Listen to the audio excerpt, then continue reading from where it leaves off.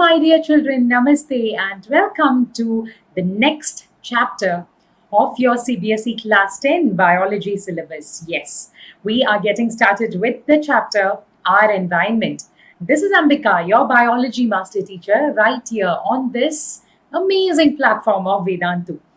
Okay, children. So, as I always keep asking you and telling you, I really, really, and sincerely hope that all of you have been staying in very good health. You and your family members have all been staying in good health because at this point of time, that's what matters the most. And not to worry at all because Vedantu is always here to support you, especially for a student community. What can adversely affect you, how you can be affected. We are quite well aware of all of that. And that is exactly why we keep coming up with a lot of interesting content out here, of course, on the YouTube platform and on our Vedantu platform, also with a lot of our pro subscription courses and plenty of others, right? So, just in case you have not subscribed to this amazing channel yet, please do click on the subscribe button right now because, as you know, we are done with all your other biology chapters and your other science chapters, your physics, chemistry, and of course, your math. English, SST, everything is being taken care of by the respective teachers. And to ensure that you do not miss out on any of our amazing sessions, be it syllabus based or be it motivational, name it, and we have it all. So click on the subscribe button right now. And as always, let us get started with a positive quote. The life that you are living now is also a dream of millions. So always, always be satisfied with your life. Be happy in every moment of life. Anytime it's quite natural that be it a child or a teenager or an adult, it's very natural to feel a little disappointed with various things, be it small or big. Whatever disappoints us seems to be the biggest problem in our life, right? So whenever we feel disappointed or a little down at any point of life, I would suggest just go through this quote and you will definitely come out feeling a lot better, because let's be thankful for all that we have, because even what we have right now is definitely a dream for millions, and today what we have with us may not be with us tomorrow. Who knows? Life is very unpredictable, right? So let's just go with the flow and remember not to compromise on our peace of mind and happiness, come what may. Right? Okay. And with that, let me share something very happy with you all. Vedantu students bagged top ranks in IIT JEE, and we are very, very proud to announce that these have been the best results amongst all online classes. And these are some of our super scorers children. So these, and we do have many such other super scorers also. Of course, the JEE Advanced is what you're seeing right now. But apart from this, the 2020 board exam results, the CBSE boards, the ICSE boards, NEET exams, all of this, we have been very, very happily celebrating the success of all our super scorers. Well, I'm not trying to tell you that marks is everything in life, but definitely doing what you want to do is certainly a very, very, very important phase in life. And the quality of what you do also matters, because I think quality automatically comes if you end up getting to do something that you really love doing. Great quality automatically comes as a product of that, right? It'll automatically be taken care of. So whatever your dreams are, children, do remember, as I have already told you, and as we always keep telling you, we are always here to support you. But just remember to follow your dreams. Know that you are capable of doing it if you can dream of it. Okay, so let me now come to the point, the academic point for today's session. Today, let us talk about biotic and abiotic components. We will also be talking about natural and artificial ecosystems. And in the second half of today's session, we'll also be talking about producers, consumers, and decomposers, and of course about food chains and food webs. Well, before we get started, let me just tell you this chapter, Our Environment, do remember it is one of the chapters that have been retained by CBSE, right? while we know that there are other topics and other chapters that have been deleted from the syllabus, this year, this particular academic year, this is still retained, right? So, life processes, how do organisms reproduce, heredity and evolution. Well, I would like to call it heredity because theories of evolution has been deleted from your syllabus. So, heredity and our environment are your 4 biology chapters. Do remember that this chapter is actually one that has uh, a lot of scope for getting you to score marks. What I'm saying is, of course, it's got some content in it, just like your other chapters. But the thing is, the beauty of this chapter is that it's something that you can easily relate to by observing or uh, thinking about what you have observed in the past about nature around you. Something that's extremely simple. And the last segment of this chapter, which is going to be about garbage disposal and all of those aspects, which we will discuss in upcoming sessions. That is, again, I think if you get a question from that, definitely it's going to be a lottery ticket for you, because definitely if you have some basic understanding of garbage disposal methods and what are the environmental problems we face in today's world, you will be able to score full marks in that. And even what we are going to be discussing today, you just need to know these terms and you will be good to go and score those full marks that will come from this particular chapter, 6 marks or 7 marks or whatever is going to be coming from this chapter. I'm not sure about that, but we have a rough idea, right? So, based on that, make sure you do complete justice to this chapter, and those full marks will certainly be in your kitty. Okay, let us move on and talk about the varieties of life on Earth. Of course, we keep talking about this, right? And think about the beauty of where life originated from, or what the first living organism was. We call it the universal ancestor, because life on the planet originated from one living cell, right? That must have been able to multiply and become 2, 4, 8, 16, 32, 64, 128, and so on. And of course, in this during this through this process of continuous division or multiplication, conditions, environmental conditions kept changing, and in order to get adjusted to it, a lot of different mutations and variations have been observed in nature around us. And today we can proudly say that there are so many different millions of species on our planet Earth, right? So to understand this chapter well enough, all that you need is a little bit of love for our planet Earth. Okay, and I'm sure everything will be very, very easy for you to understand. Don't look at it as a boring chapter. I'm telling you this right at the start. Just have a basic sense of love for nature around you, for your fellow beings around you, and this chapter will be extremely, extremely simple for you. And whatever organism we see on our planet today, we can put them under each of these different groups. Archaebacteria, which includes prokaryotic unicellular organisms, eubacteria, which includes prokaryotic unicellular organisms as well. These are ancient bacteria, and these are said to be the true bacteria, as we call them.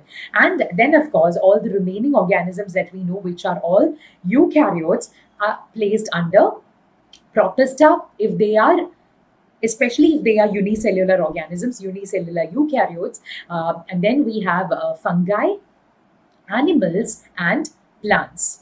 Think about examples for each of these groups, and we know how beautiful our environment is, how beautiful our nature is, right? So, considering, of course, I have told you all the living organisms, but it's not just living organisms, right? There is a lot more. When I say nature and when I say the environment, there is a lot more to it than just the living organisms. We are just one aspect of it. But then the truth is, our planet existed even before life was formed on it. So, what did it have? Of course, all of these abiotic factors or non living aspects did exist on this planet even before we came into existence. And that is what we put under abiotic factors, which are the non living components of our environment, of our uh, ecosystem, of nature. For example, air, salinity, right? The salt content, or I mean, the simplest way of defining salinity, describing salinity is by saying salt content of water, especially, and then soil, temperature, light, sunlight, right? And then there's water, minerals, pH, humidity, and a lot more. So many abiotic factors or non living factors without which we are nothing. We wouldn't exist without air, without optimum temperature, without light, without water, without all of these others. We cannot exist, right? So these are what we call abiotic factors. So, what exactly are biotic factors? We give the term biotic factors to those organisms which are living, all of those which I have mentioned just now, right? Like a couple of minutes ago, be it bacteria, be it archaea, be it fungi, plants, protists, animals. Animals would include us also, which is why human beings don't always have to be put as a separate group, because we also come under kingdom Animalia. So all of these are put under biotic factors, and we call them the living components of our environment. So, what exactly is the ecosystem? Ecosystem can be said to be the smallest functional unit of the environment, or the smallest functional unit of nature, where biotic and abiotic factors coexist. Right. So organisms interact with each other. Of course, living organisms do interact with each other, right? A cow would feed on grass, a tiger would feed on the cow, and so on. And as you can see here, it's a mouse which is eating a fruit, right? So it is basically a sort of interaction between different living organisms, and there is some other organism which may feed on the mouse, right? These are what we call biotic interactions, by which I mean organisms interact with each other. What about abiotic interactions? Abiotic interactions refer to those interactions or those means of communication between organisms and the non-living or abiotic factors. For example, for living organisms to exist just like plants, they require sunlight, they require water, they require soil, they require minerals, optimum pH, optimum salinity, and everything else, right? That's an example of an interaction between a living organism or a biotic component and the abiotic components, right? So we just think about it ourselves, because we find it very difficult to live in an extremely hot place or in an extremely cold place. So if environmental conditions, if temperature conditions are not optimum, we find it very difficult to live in certain places, right? Of course, the level of tolerance would be different for different people. I'm not talking about all that, but as a whole, it is important for us to have sort of optimum conditions around us so that we can comfortably live.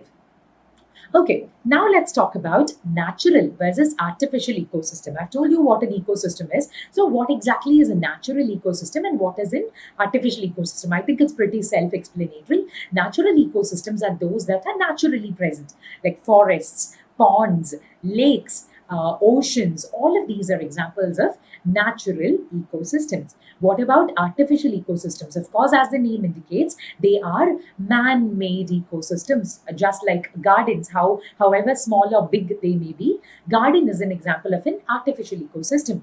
Be it a small kitchen balcony garden, or be it anything as big as Lal Bagh in Bangalore, or any other big garden or park that you can think about, it comes under the category of artificial ecosystem. Crop fields, even an aquarium, a fish tank, all of this is an example of an artificial ecosystem. Okay, so before we take a quick break, break in the sense I have to give you a couple of questions to see if you have understood whatever we discussed until now. Before that, let's talk about something very, very serious of biology, but something that will really, really help you in your academics. The problems which you face. I mean, when I say you face, I mean students in general these days face a lot of doubts, because everything is happening online.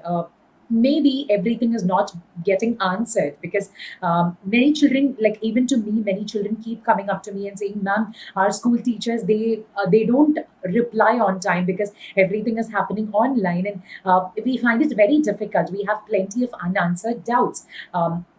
we have we don't have proper access to notes because we don't have the habit of making our own notes. I mean, not everyone, but most children I know don't have the habit of making your own notes. You want everything ready made.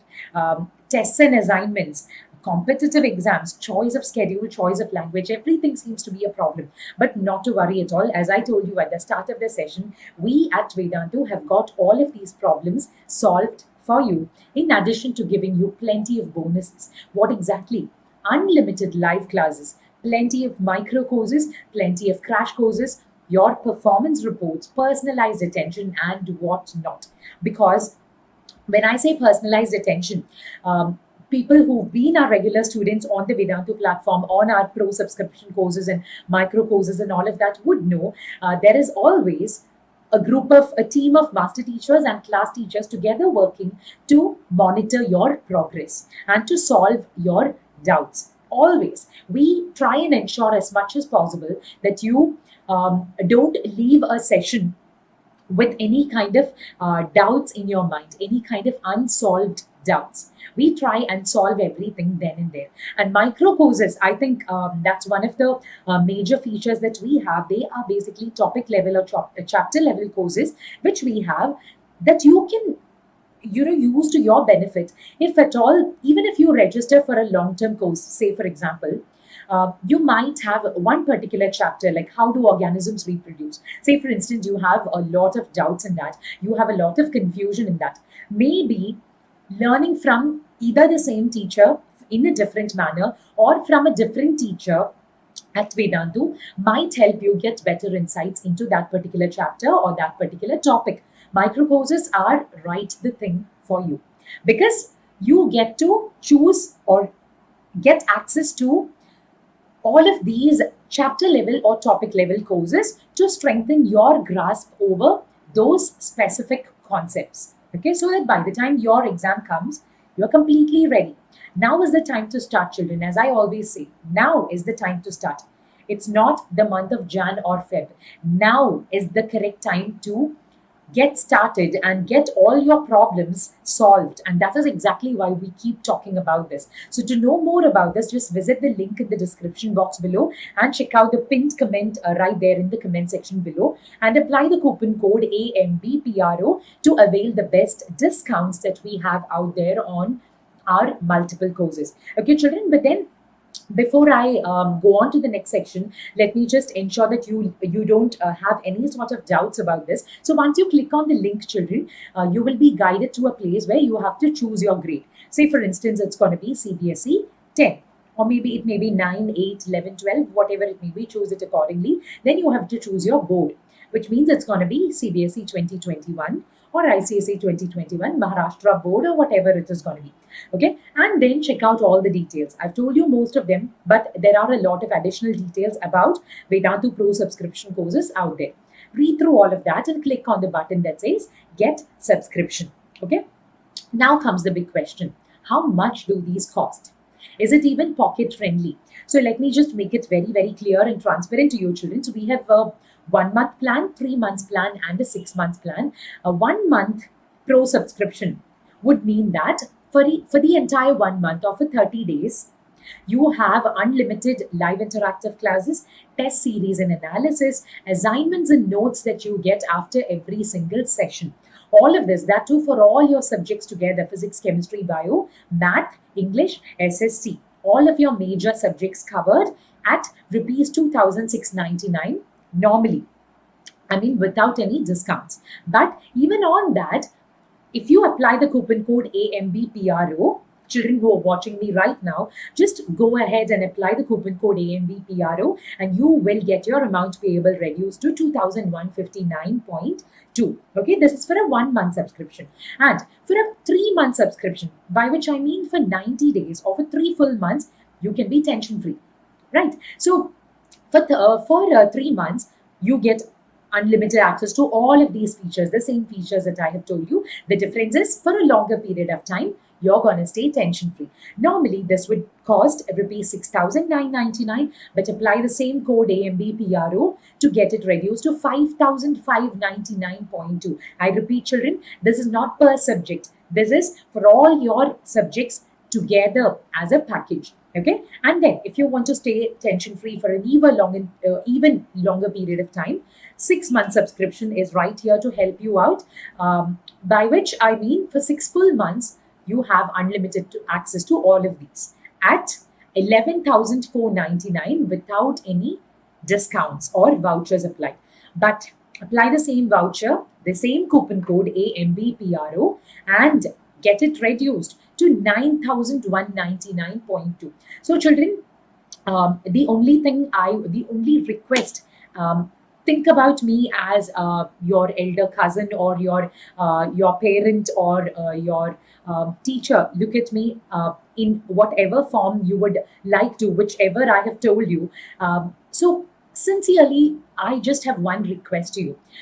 As students, especially in the year 2020, when everything is seeming so uncertain, just don't let all that uncertainty give you negative thoughts. Because we are doing so much for you and giving you so many benefits, trying and developing the best quality content for you, that too at such pocket friendly rates, so that you can make the best use of it. So, nothing to worry at all about, children. I'm sure each of you will face your exam with full confidence. But just give it a shot, think about it, talk to your parents also, and ensure that you at least give it a try. Trust me, this is one of the most pocket friendly courses that you would find anywhere in the country, one of the most reasonably priced courses. Okay, so we have nothing to lose. Whichever, the 1 month, 3 months, or 6 months, whatever you think will suit you, just try it out. Calculate, have an idea about the per session cost also. So, how do you calculate that? Have an estimate of the number of sessions that you can benefit from a 1 month course, say for instance. Okay, overall, how many sessions can you avail? Divide the total amount payable, that is 2,159, by the total number of sessions. This will give you an estimate of the per session cost. Okay, try it out, do that math for you, and I leave it completely to you. If you think it will help you out, certainly go for it without a second thought. Okay, children, now coming to a very quick check. And your first question is right here. The functional unit of environment is dash. Genus, ecosystem, class, or biome. What is it?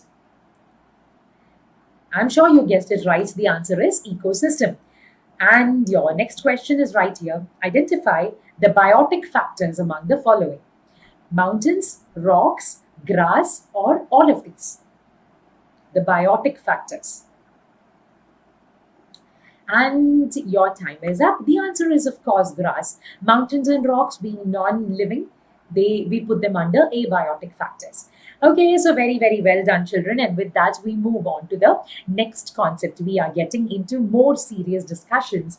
Let us talk deeper about the biotic components. All the organisms that I have told you, be it plants, animals, microorganisms, or whatever it may be, we give them certain special terms. That is what you see here right now: producers, consumers, and decomposers. So, what exactly are they? Producers are those organisms in an ecosystem which have the ability to prepare their own food through the process of photosynthesis, or any such photosynthesis or chemosynthesis. These are organisms chiefly by photosynthesis, that is, they are organisms which have the ability to prepare their own food. Now, I could argue, like, I'm a decent cook and I can prepare my own food as well. Does that mean I'm a producer? No, I'm still a consumer, because I would still depend on plants or other such organisms to get the raw materials for my cooking. My rice grains, wheat, my vegetables, fruits, where do I get all that from? I get it from the producers. So the ultimate producers on our planet in nature are producers, right? We call them autotrophs. This is a term that all of you are familiar with. We've discussed in life processes also, right? So autotrophs are those which have the ability to prepare their own food, self nutrition, as we call it. Then comes the next term, which is consumers. The next group of organisms is consumers, like us, like cows, like deer, even tigers, lions, and all of these come under the category of consumers, because we consume food directly or indirectly. In the sense, we depend on producers either directly or indirectly. So, what if you just compare it with this? Where would we come? Well, we could either be herbivores if we are like pure vegetarians, or we could also be any of these primary predators or secondary predators or apex predators. Like in this case, apex predator is the kind of predator which is like at the top. There is no other organism to feed upon that organism. That is what we call an apex predator. Okay, so plants are producers, herbivores and carnivores, be it primary carnivores or secondary carnivores, we put them under consumers. We also have one more category which we call decomposers, which are those organisms, chiefly microorganisms like bacteria, fungi, and even many detritivorous organisms like earthworm and various other such organisms, which break down dead remains and waste products. They are also a very, very essential component of nature, a very, very essential component of an ecosystem. So, autotrophs is one category, and all the others are heterotrophs. Okay, the terms autotrophs and heterotrophs are just there for your reference so that you can relate to it from what you have learned in life processes. Okay, so autotrophs are, of course, producers. Heterotrophs would include consumers and decomposers. Do have that in mind. Okay, so this is about producers, consumers, and decomposers. Now, how exactly do they interact with each other? Say, for instance, look at this particular structure, this particular image on your screen right now. We can see that there is a plant, right? There is a grasshopper that is the consumer here and feeding directly on the producer, which is the plant. Now, the next is a bird, which is also a consumer, but this is feeding on the grasshopper. Okay, and then there is a snake, which could perhaps eat the bird. Then there is an owl, which could perhaps feed on the snake. And of course, there might be microorganisms that might be able to feed on the dead and decaying organic remains of all of these organisms also. So anyway, let us just look at whatever we have right now. This feeds on this feeds on this, 4 feeds on 3, and 5 feeds on 4. This is something we call a food chain. So basically, literally, it's a chain in which one organism depends on another organism directly for its food. And that depends on another one. So, what do you think plants depend on? For plants, as I have told you, they are autotrophs. So, they depend on sunlight, but it's not for food, but as a source of energy, they depend on sunlight. So we can't put sunlight as an organism in a food chain. It's only a source of energy, although it is beyond doubt the most important source of energy for all of these, directly or indirectly. This is what we mean by a food chain. So a food chain is a representation of organisms whereby one organism is dependent on another organism for its food. Okay, so now let us talk more about what exactly the members of a food chain are. So, for example, as you can see, there are primary producers, there are primary consumers, there are secondary consumers, there are also tertiary consumers, there may be decomposers also. And in the language of autotrophy and heterotrophy, there are autotrophs and there are heterotrophs, or there are producers, herbivores, primary carnivores, and secondary carnivores. Regardless of whatever term we may give them, each of these levels. For example, plant forms one level, grasshoppers and ground squirrels in this image form the next level, which because they both directly feed on plants or plant-based matter. And then there may be a scorpion, there may be a golden eagle, there may be a fox, which feeds on the organism which is slightly considered to be lower to it. What is lower? In terms of ecology, lower doesn't necessarily means inferior. It is something that another organism can consider as food. That's it. Okay. As far as ecology is concerned, this is how it is. So these 4 different levels is how we represent them. And each of these levels, we give them a name. We call them trophic levels. Okay. So in this case, plants or producers form the first trophic level, or in any given food chain, any random food chain. Normally, in any typical food chain, primary producers are said to form the first trophic level. Primary consumers would form the second trophic level. Secondary consumers would form the third trophic level. The tertiary consumers would form the fourth trophic level, and so on. Usually, the number of trophic levels in a food chain doesn't go beyond third or fourth, and there is an important reason for that, which you will understand in a few minutes. Okay, so this is how we represent trophic levels in a food chain. Okay, children. Now, sometimes we may also observe that in nature there might be many different organisms that feed on that may belong to different trophic levels, and yet they may feed on the same kinds of organisms.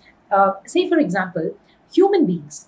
Ideally, we should be considered to be omnivores or secondary consumers, because human beings can eat animals also. There are human beings who eat chicken. There are human beings who eat all kinds of animal meat or anything else, anything that we call as a primary consumer. There may also be human beings who feed exclusively on plants. At the same time, there may also be, tigers and lions and all of that, which we call secondary consumers. Okay, they may also feed on many such primary consumers. So you can find a lot of such link. So as you can see here, in this particular example, here what you see are producers and decomposers. There are primary consumers which feed directly on these producers. There are, if you look at the next levels closely, you would see that in the secondary consumer level and in the tertiary consumer level, there are organisms which feed on the levels which are on all the levels which are below them. Like, for example, the coyote here is capable of feeding on a western whiptail or a ringtail, but it is also capable of feeding on a deer, right?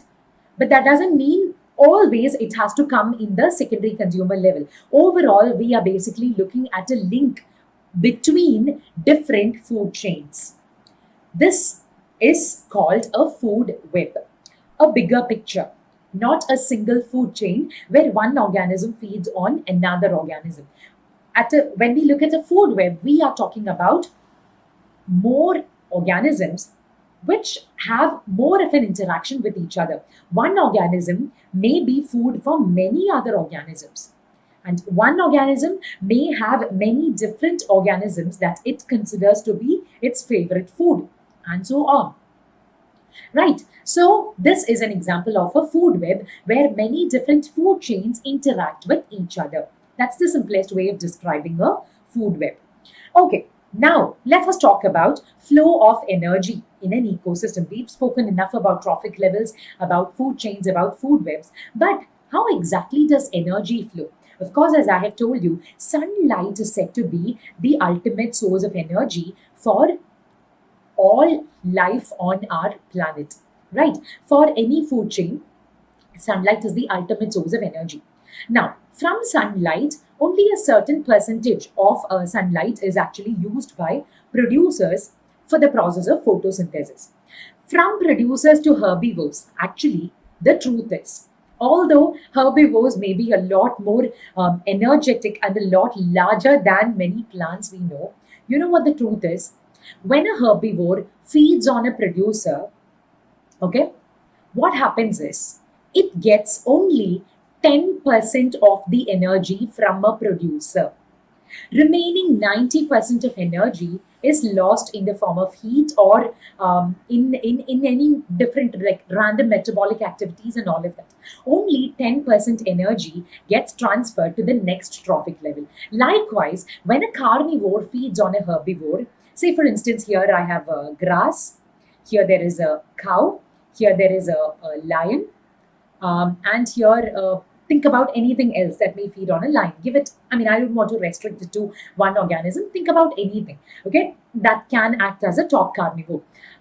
What happens is, when this cow feeds on grass, 90% of the energy is actually lost in the form of metabolic activities, in the form of heat energy, but all that it is able to use is just 10% of what the producer had in its biomass, had in its produce. And further, when the lion feeds on the cow, it gets only 10% of this 10%. And the 90%, the remaining 90% is again lost in the form of heat and getting utilized for different metabolic activities. Only 10% of this 10% gets utilized and converted as biomass by this line into this line's body. And a top carnivore, which can be anything like a vulture or anything that you can think about. Again, the same thing that happens. 90% is lost here, and just 10% is gained from the 10% that the lion has. Okay, so that brings us to this particular diagram. Yes, I think this represents it a lot better. Say for instance, the producer level had about 10,000 kilocalories of food. Children who prepare for NTSE science olympiads certainly do pay extra attention, because these are kinds of questions that can come up, okay, like application level basically. For your boards also, for your multiple choice section, this will certainly benefit you. Okay, you should be able to think by understanding the concept, and it is very, very simple, as I have told you. Say for instance, at the producer level, it had about 10,000 kilocalories of food, 10,000 kilocalories of energy. When the rabbit is feeding on this producer, it is gaining just 10% of the 10,000, and that is 1,000 kilocalories. The remaining is lost as heat. When a snake feeds on the rabbit, it gains only 10% of this 1,000, which is 100 kilocalories. And when an eagle feeds on the snake, it is getting just 10% of the 100 kilocalories. That is what we represent as 10 kilocalories. Okay, do not compare it with the size of an organism or the power that an organism has. It's got nothing to do with that. It is just the simple law of flow of energy in an ecosystem.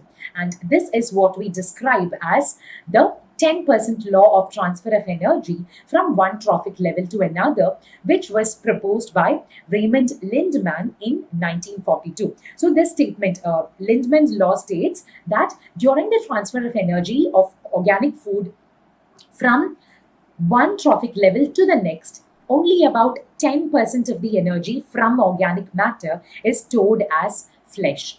The rest is lost as heat. Do remember this. Very, very, very important. Just 10% gain, 90% loss. Okay, this is what we mean by the 10% law. Now, that brings us to another very important concept, which is biomagnification.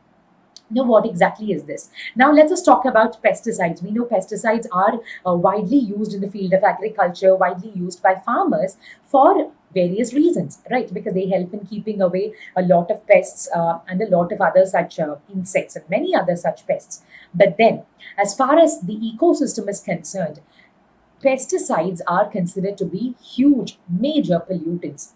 Because what happens is, it is exactly the opposite of the law of energy which we have just seen. For example, what I'm saying is, when there is some kind of toxicity or toxic level in a particular plant, okay, say for instance, let's not talk about the water right now. It will be easier for you to talk about plants, because that is what is directly like the agricultural produce. Say for instance, plenty of pesticides have been used, and there is a certain level of pesticide and toxicity in these plants. When certain organisms feed on these plants, be it human beings, or be it cows or any other such terrestrial organism that you can think of. Of course, what is seen here is an aquatic ecosystem. You can think about these examples also. When an organism feeds on these plants, you know what happens to that toxic level? It multiplies many-fold. Because if the toxicity level was 1,000 at the producer level, in the primary consumer level, it gets multiplied as 10,000. In the organisms which feed on the primary consumers, it gets multiplied as 100,000. And the next trophic level, it gets multiplied as 1 million. And the next trophic level, it multiplies even further, and so on.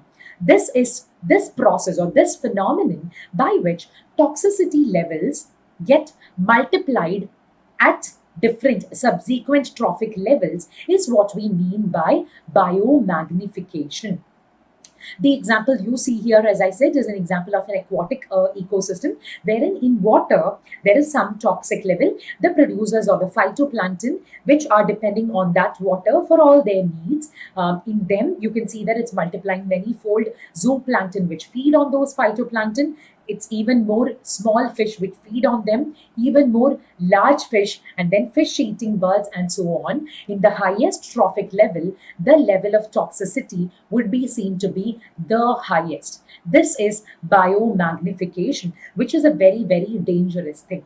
This is why, I mean, considering the concept of biomagnification, I would personally say that feeding on plants is actually a lot safer than feeding on animals. Of course, there can be a lot of debate on that, but considering it from a biomagnification point of view, at least the level of toxicity is getting reduced when you are directly feeding on plants. Right. Okay. So, well, as I told you, I don't intend to start any debate on that. It's only for you to understand the concept of biomagnification. And this also was, in fact, a major problem in the United States in the 1980s. It was a major case where DDT, right? It was said to be, even today, DDT is one of the most popularly used pesticides in many parts of the world. It is said that in the 1980s, in a study that was conducted, DDT levels were found to be very, very high, even in the breast milk of lactating mothers. Imagine, breast milk is considered to be the purest form of nutrition on this planet. And even in that, if DDT concentration was detected, it means, and it shows very clearly how it must have come. It must have come obviously from the food that the mother must have eaten. And where did it come from in that food? It must have come from the produce, the agricultural produce, because DDT must have been sprayed all around. And from that situation, from that case onwards, there came up a lot of laws and rules regarding pesticide use, but I'm not sure how strictly it's been enforced. So this is what biomagnification is. It is a cumulative increase in the concentration of a persistent substance, for example, pesticides or any toxic metal and so on, as it moves up the food chain. This is how we could formally define biomagnification. All right, so that brings us to the next quick check. Let's see how many of you are able to answer these questions. And here comes your very first question. Among the following options, dash is or are producers: amoeba, mushrooms, sunlight, or green plants. There could be multiple answers if you want that to be the case. No hard and fast rules. And your time is up. The answer is green plants, of course. Mushrooms are what? Fungi. And amoeba is a type of protist. So they are all heterotrophs. Okay. Sunlight, of course, it's the source of energy. It's not a producer by itself. Okay. So let's now look at the next question. Which of these is or are false? Okay. Read the statements with me very carefully.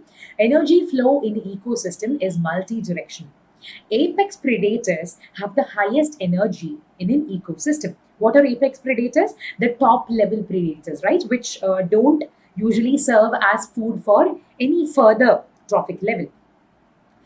There is a 90% energy gain with every trophic level. And all of the above. What do you think is the false statement here? And your time is up. The answer is all of the above are false statements. Why exactly? Let me tell you that. Let's look at them one by one.